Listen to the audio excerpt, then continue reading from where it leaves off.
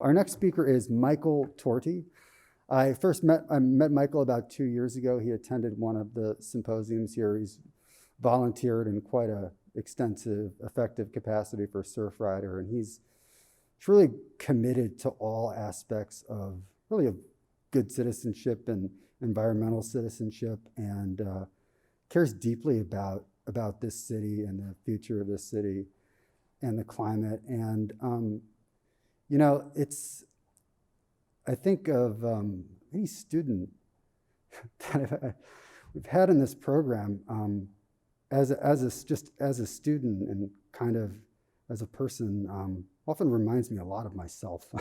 It's very weird to say, but just a really earnest, interesting person who did a great capstone here. And again, this program is to bring in people who are outstanding but have spent their lives, often to bring in people who are outstanding at something, have spent their lives doing something else and really should be connected with the climate problem. I feel like it's a really great victory to bring Michael in and have him working on the climate problem full time because of this program. So with that, Michael, to the class. Okay, thank you, Corey. So we'll jump right into it. My capstone project works to address two issues. One is how to reduce the transportation network company or rideshare fleet's greenhouse gas emissions. And two is how to increase the accessibility of electric vehicles and electric vehicle charging stations in low-income communities for rideshare drivers. So I have three objectives here. One is to identify proposed EV and EV charging locations in low-income neighborhoods. Two is to develop a pilot business model for TNCs to deploy these EV fleets and EV charging stations in low-income communities and make sure that it's a profitable business model so that it'll be deployed beyond San Diego. And third is to assess a public policy that supports this transition. So I chose transportation network companies not because they're the largest emitters in the transportation sector at this moment, but because they are quickly growing. Rideshare services are highly popular, and TNC-related emissions could become significant. By 2040, they could make up 19% of total vehicle transportation emissions. Yet only 0.2% of the TNC fleet as of 2018 were electric vehicle or zero emission. So we have a long ways to go. Now, California passed the Clean Miles Standard Incentive, SB 1014, which regulates the transportation network companies and essentially has a goal of by 2030, 90% of all vehicle miles traveled will be electric vehicle miles traveled. And although that's a great policy to have, there are some serious barriers to transitioning the fleet. One is who actually drives these cars. And there's a study that shows 38% of Uber drivers have no secondary income. Now, if you're a full-time Uber driver, your annual wage is about $33,000 a year, which is low income in California. And yet, those people who are in the low-income category have the highest expenses for transportation of upwards of 30%. Often, they can only access used vehicles with high mileages and low miles per gallon. So there's a barrier to EV adoption. Then there's the barrier to electric vehicle charging adoption. Most 85% of electric vehicle owners charge at home, but we know low-income households have barriers such as being renters, living in multi-unit dwellings, and also living in older buildings. So then you go to public electric vehicle charging sites. Oh, I'm so excited to use this. Oh, pointer's not working. And as you can see in the image here, this is the city of San Diego. Public electric vehicle charging sites are mostly located in median to high income level communities, with the map representing in the center with some sparse electric vehicle public charging centers, low-income communities. So there's two barriers there. So one objective is to identify proposed EV fleet and EV charging sites within these low-income communities for low-income rideshare drivers. And then the other barrier is the business model itself. Uber reportedly lost $6.7 billion in 2020, but The rideshare industry is not going anywhere anytime soon. In fact, it continues to grow as far as investors and excitement. It has a market cap of over $200 billion this year. And that's, again, because more and more people want to use rideshare services. Secondly, is automation is going to change the industry to become more profitable in the next 10 to 15 years. So the second objective to propose is how do we create a profitable business model in the near term over the next decade to meet the Clean Mile Standard regulations, but also make sure it's profitable for TNCs so they continue to provide services here and they can in turn satisfy their shareholders. And lastly, I assess public policy, specifically California's public policy to deploy electric vehicle charging sites and electric vehicles, and took an assessment of what the current performance of those are, specifically for low-income communities. I found that only 1.2% of total registered vehicles in California are electric. Only 6% of these programs, there's about $965 million a year coming from the cap and trade, down to the Greenhouse Gas Reduction Fund, which distributes funds to these California programs, where 25% of those funds are to go to low-income households and communities, and only 6% of rebates actually get distributed to those communities. Then the structure of some of these programs, like tax credits, where businesses that don't turn a revenue or households that have no tax liability can't take advantage of these programs as well. So I look at a way in which we can develop a public program that actually provides funds to these TNCs to deploy this pilot project, and then in turn actually create accessibility for low-income households. So again, the business model here is we want to accomplish TNC vehicle emissions reductions. We want to accomplish providing electric vehicles and electric vehicle charging to low-income communities. We want to provide blue-collar green jobs. And we also want to make it profitable for shareholders, as well as provide a public program to be able to deploy this successfully. So we took data from Sandag's 2019 census tract, and the primary data was electric vehicle charging stations that were already established within a quarter-mile distance from the identified census tracts, or a walkable distance. We looked at median household income, specifically under $35,000, or the annual income of a full-time Uber rideshare driver. We looked at population density, because that's correlated with rideshare use. And we looked at zoning buffer locations, where there's residential, commercial, and industrial, all within a quarter-mile distance, so that a rideshare driver could literally walk from their home to an EV charging site and get into an EV fleet car. And the results were that we found 6 census tracts throughout the city of San Diego, 1 just south of downtown San Diego, and 5 just east of North Park. They all met the top tier-tile population density for the county. They all were within under 35,000 annual household income, and only 2 had a public EV charging site within a quarter mile. Additionally, we looked at the mixed-use zoning, and we identified in blue industrial and commercial locations that were within a quarter mile of residential. And down below, I identified some potential sites in blue, where you can see where likely 20 fleet vehicles with about 20 EV chargers could be deployed currently in underutilized or not utilized at all commercial space surrounded by residential. Secondly, as we looked at the rideshare demand to make sure the business model was viable, specifically locating these sites within 3 miles of highest used rideshare population in San Diego. So Sandag found that Central San Diego had the highest adoptability of rideshare, the population about 79% using these services, and these census tracts fell within there as well. And then we looked at how much is it going to cost to launch such a pilot program? So we looked at the startup cost, which was real estate land per square foot for a parking lot location. We looked at leasehold improvements such as fencing, paving, lighting, etc. Equipment costs for the EV charging stations.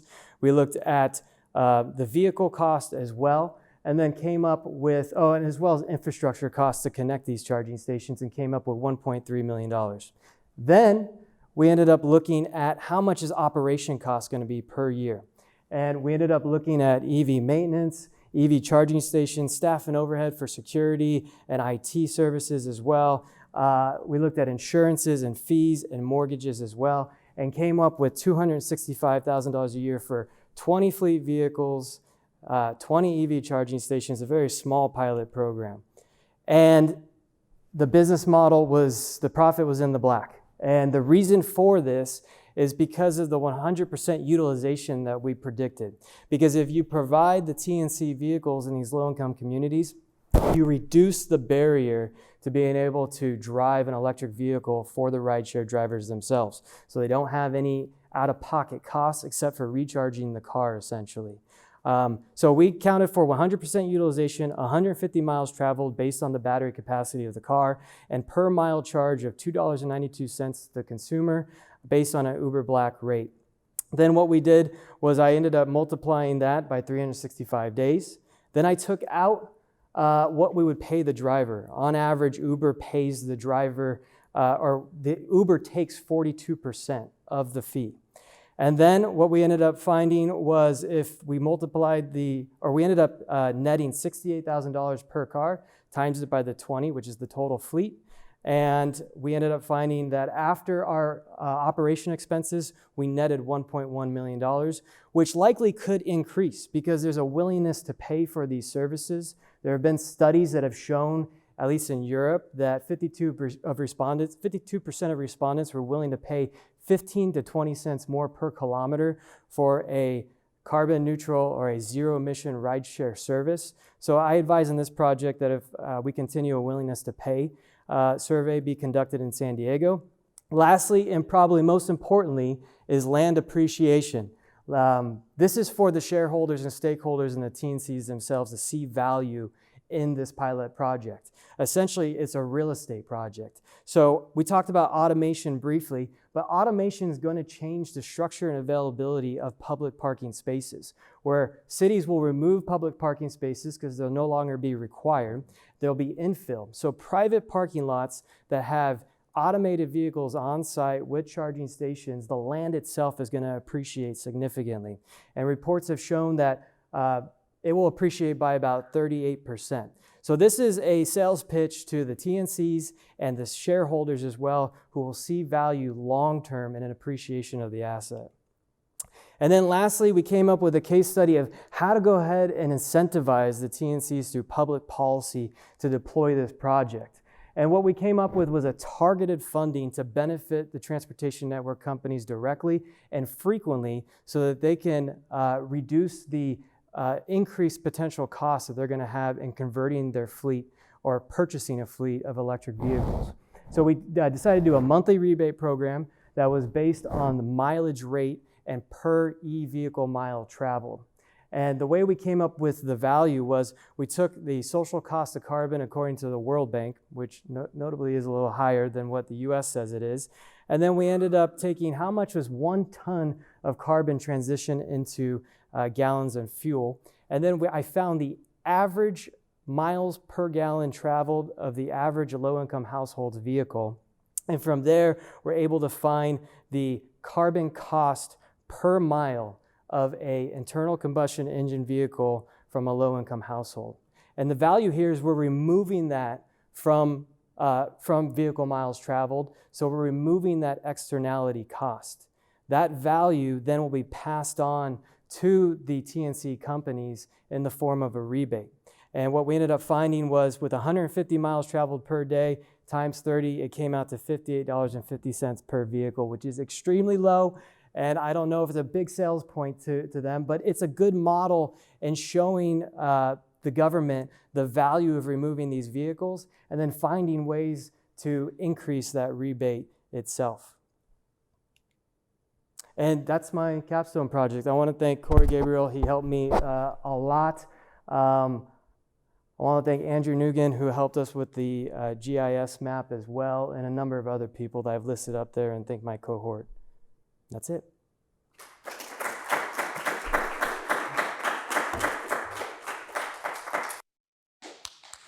All right, great job, Michael, everybody. Don't act like you're not impressed. That was just wonderful. Another Anchorman reference. I'm sorry about that. But Michael has spent his entire life in San Diego, so I gave him a little nickname to represent that. But great job, Michael. Thank you. And I recommend everybody see the movie The Anchorman, by the way. And I'm sure we have some questions from the audience on that. So we'll start in the room with some questions. Yeah. Kate. I always have a question. So I can't remember all the numbers you had, but was land one of the larger costs for your cost analysis? Oh yeah, that for the initial cost, yes. To be able to afford or to be able to acquire that land is going to be a significant cost. This would require more estimates and everything, but if you did more vertical structures and allowed for more capacity at a single lot, would that, you think, make that go into the city's favor? Absolutely. Yeah, originally I was speaking to like an Uber and a Lyft, and as time went by, because according to Corey, I am Mr. San Diego, I thought of a local TNC startup company that could take this model essentially. So yeah, the pilot obviously is very small, right? It's only 20 cars, it's only 20 electric vehicle charging stations, but I wanted to propose it to a small, more nimble startup TNC essentially. And that's why I kept it simple and, just essentially paving, lights, charging units, and the vehicles themselves. But yes, you're right. You could go vertical depending on the zoning and a number of other different factors. Yeah. Thank you. Anybody else? Let's see if there's anything that's come in on the web here. Michael, anybody have a model like this right now? Business model? Not that I know of. Okay. And